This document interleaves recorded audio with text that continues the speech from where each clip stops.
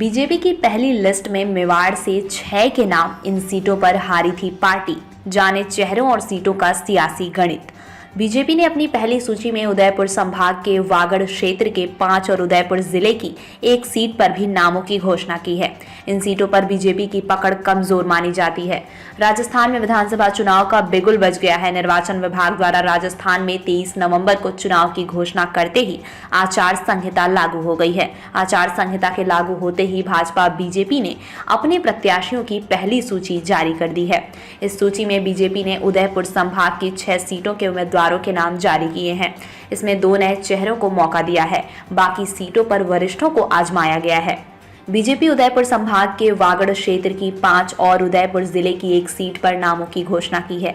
इन सीटों पर भाजपा की पकड़ कमजोर मानी जाती है। साथ ही सबसे बड़ी बात ये भी है कि 2018 के विधानसभा चुनाव में इन सभी 6 सीटों पर बीजेपी को हार का सामना करना पड़ा था।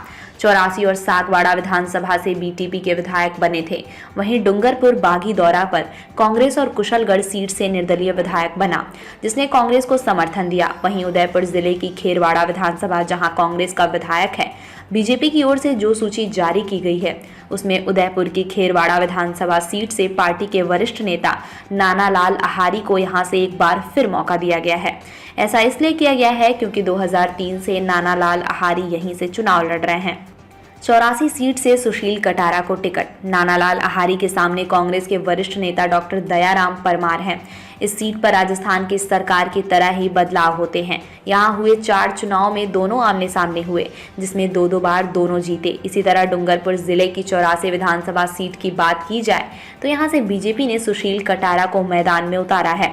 कटारा बीजेपी सरकार में राज्य मंत्री भी रहे हैं। वो इसी सीट पर पिछली बार भी चुनाव लड़ चुके हैं, लेकिन बीटीपी विधायक राजकुमार रोत से उन्हें हार का सामना करना पड़ा। बता दें, ये वही राजकुमार हैं जिन्होंने आदिवासी समाज के नेतृत्व में भारतीय आदिवासी पार्टी बनाई है। कुशलगढ़ विधानसभा से भीमा डामोर को फिर मौका। वहीं बीजेपी ने कुशलगढ़ विधानसभा से भीमा डामोर को फिर मौका दिया है।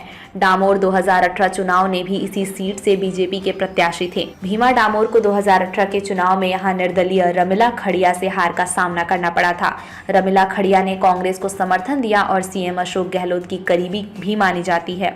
वहीं बीजेपी ने बागी दौरा विधानसभा सीट से इस बार नए चेहरे के रूप में महिला को उतारा है। यहाँ से कृष्णा कटारा को मौका दिया गया है।